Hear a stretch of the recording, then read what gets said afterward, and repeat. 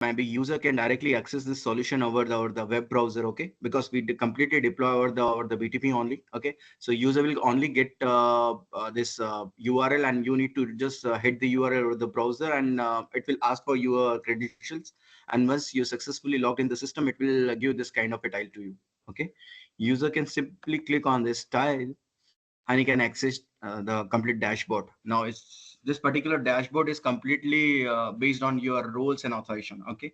So if you have complete all admin roles, definitely you can access the reports, you can access the SOD rules, you can access the settings and all. But if you don't have the admin authorization or rules are there, then only particular few things are you able to access it, or this dashboard, like user access or maybe settings, that's all, okay. Or might be few reports are there. But this complete solution is it's a very flexible view. We how itself it developed, so it's a very flexible, or even though we can simply change it if we want it as per the customer need, okay. So that's the very what you can say, it's a very simple thing that we can easily change it as per the customer need. The SOD rule tab, okay. So in the rule tab, first we need to create our rule ID, okay, and the rule name, whatever you want it, and their meaningful description and the validities, okay, we need to add it.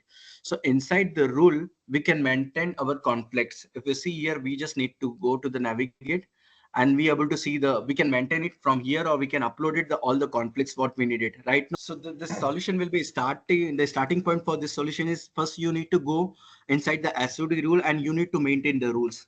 So the criteria to maintain the rule, you just simply go inside, go and click it here, and you'll come to this dashboard, okay. Few rules we already maintain it, but if you want to maintain any further rules, you just click it here, you can maintain the further rules as well, okay.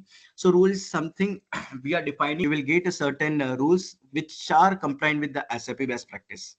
Go to the report section, and you can see it, uh, which is exactly the conflicts are there in the system. So we have created a certain reports for that. Right now the rule level, or maybe user level, or the user or role level conflicts, you can check it, or maybe your terminate users, you can check it, okay. Domain users also you can check it, and few of the more reports we are in the process to adding it in the system. So before going to create the user, what will go the idea is, it will go for the approvals for his manager, the hierarchy in the organization, okay.